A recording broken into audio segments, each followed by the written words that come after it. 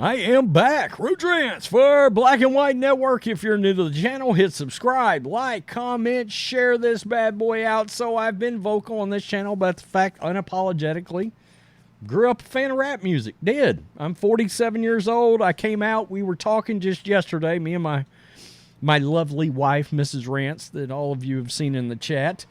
That the very, I think maybe the second album I ever bought past Michael Jackson Thriller was the Beastie Boys. Licensed to Ill. Holy crap. That blew my wig right back at whatever age I was, 10, I believe. And I was like, holy shit. Third album I ever bought was Slippery When Wet by Bon Jovi. Just putting that out there. And yeah, I did. Okay. So anyway, I don't give a rip. That's a classic album too. So anyway, point being, as my hip-hop fandom evolved, of course, NWA came along and was like, whoa, Ice Cube dropped some legendary records in there. The Predator, Lethal Injection, Death Certificate. Good God. Dropped West Side Connection later on with WC and Mac 10. Holy shit, that was good too. So anyway, Ice Cube, fast forward many years through the movies, started a basketball league called the Big Three. I almost said the Big Ten. That's Michigan and Ohio State. Big Three, right? I've watched some of it. It's made up of ex-NBA players. You know what they do? They play actual basketball on there. It's not a three-point contest. It's rough. It's ugly. It feels a little bit more like the Indiana Pacers and the New York Knicks back in the day. So, anyway, I like the league. I do. In a basketball-starved world where I no longer watch the Marxist NBA of China. By the way, Ice Cube's been very critical of the NBA. The NBA is, and Adam Silver has made a point to try to put up a brick wall between themselves and Ice Cube. They want nothing to do with him or the league, and Ice Cube has been very vocally critical of that. Well, and if you haven't seen Ice Cube on Joe Rogan, you might want to check that out. Anyway, so Ice Cube very vocally has come out, and he started speaking out about all kinds of things. And the one thing that he is now speaking out against, that he has got a real issue with, is people trying to squash people's voices. Now, the fact is, me being a massive heavy metal fan, a massive hip-hop fan from back in the day, it's still rap to me. Rap music fan from back in the day, anything pre-2002, is the fact that these guys were storytellers and they had things to say. And yeah, a lot of it, you know, it was vulgar. I'm not going to kid you about that, but hey, nobody's perfect, and I love the music. I love the beats. So he believes people should be allowed to say what they need to say. We got to remember, Ice Cube came under fire when he said, look, when I created the Black Contract for America, which if you go read it, had some very sound ideas in it, of which one of them was, you're going to have to work your ass off for what you want. I mean, that one line, that one part of it was, you are going to have to work for what you want, which is exactly how America is supposed to be. You're not entitled to shit. I don't care who you are or where you're from. Work your ass off. I mean, I think John Matrix literally has 2 degrees. What is John? He's black. I mean, I wouldn't normally bring that up, but, you know, I mean, John Matrix is the black face of white supremacy on this channel and around YouTube. So I'm bringing that up somewhere. John's like, man, but I'm trying to get a point across here, right? You work, you have to work hard, and it is what it is. So let's get to this. Ice Cube is blasting cancel culture. And this is the same kind of thing that Dave Chappelle's been. Look, a lot of the political ideologies I've got with Dave don't align, but he's entertaining, and he's funny, and he tells a story, and he pushes the envelope, and he's not afraid to offend everybody. He doesn't give a shit what side you're on, and I'm okay with that. That's what comedians were supposed to be. It's what entertainers were supposed to be. Right now, you guys know Jason Aldean's a major hot topic. That's literally, we're seeing the walking, talking embodiment of cancel culture happening before our face. The difference now is patriots are standing up and fighting back against it. And things like music sales and true boycotts and monetary values on things like Bud Light and Target. I mean, everybody keeps forgetting. We keep forgetting Target. They've lost $18 billion in value. Their shares are horrible compared to 3 months ago, compared to pre-Pride Month. Target shares, dog shit. Let's get to this. Ice Cube isn't a fan of cancel culture. He slammed it in an interview with Piers Morgan. Not a big Piers Morgan guy, but that's neither here nor there. Cancel culture is a cancer that has infected society. Much like any other sickness, it must be eradicated. It must be destroyed. Unfortunately, few people are willing to stand up and fight because they're so scared of the woke mobs ruining lives. Who is this? Hookstead, no wonder.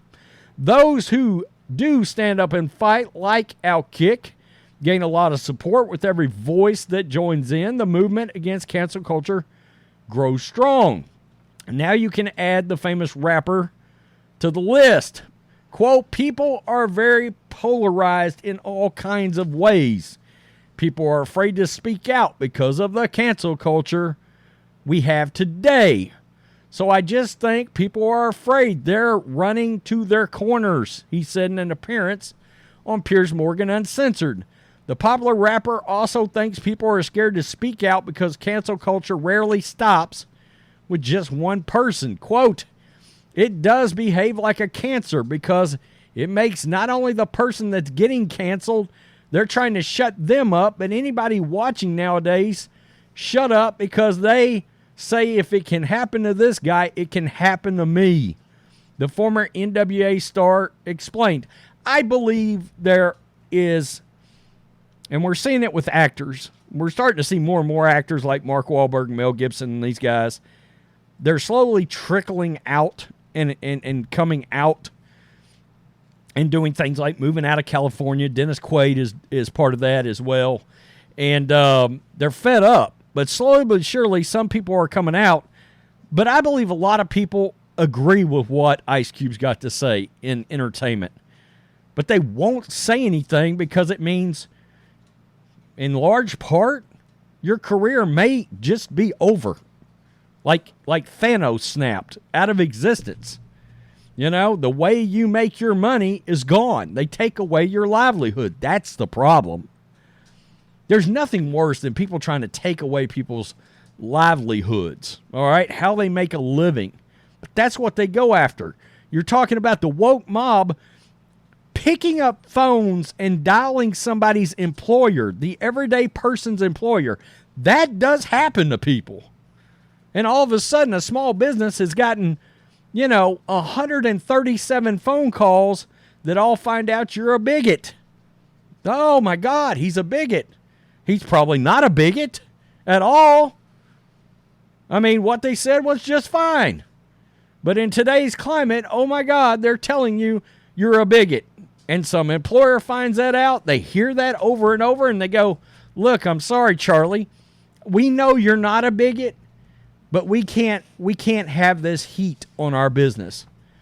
They pull the trap door. Some guy gets walked out of work. All right? That's how this happens to the everyday person. We've talked about the fact that I once had a corporate career. I can't go back to that now. Really? Well, that's the most racist, bigoted sumbitch ever. We can't have him in our building. Our employees will lose their minds. So the moment I decided to have a voice and speak out, I trapdoored my former career.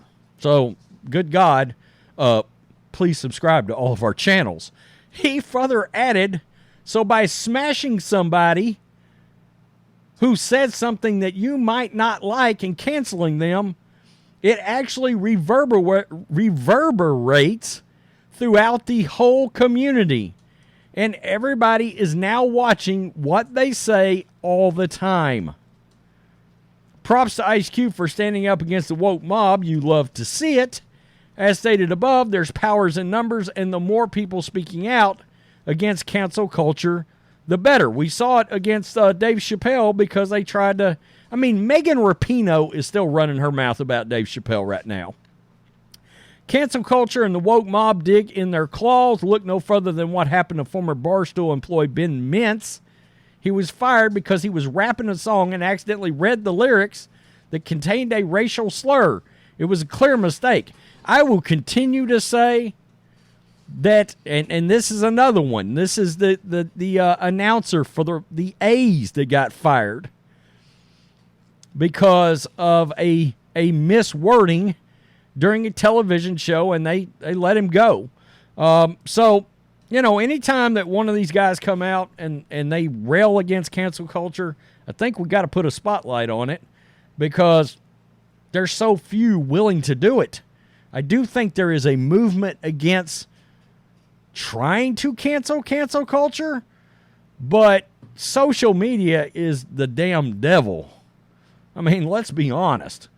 A fire starts, it gets going, oxygen hits the fire, woof, and oh my God, all of a sudden, you've got a massive forest fire of cancel culture screaming across the woods in Wyoming. All right, so you can only hope that on the other side of it, as with forest fires, all of a sudden, the grass starts growing up out of it, the trees start coming back out of it, and the environment is sort of rebuilt and reborn. But there are people out there, regular people, that their lives will never be the same because they got canceled on an everyday level. We forget that's how this started, was with everyday folks losing their livelihoods because of pressure from social media. I remember seeing it particularly on Twitter. You don't see it now that Elon's on there, but some regular guy would say something, it would get a little news, somebody might write a story about it, and next thing you know, somebody on Twitter has doxed that person out, and boom, they're just hammering somebody's employer until that employer bends the knee and removes them from their employment status. It's horseshit. It's total horseshit. Tell me what you think. Peace. I'm out. Till next time.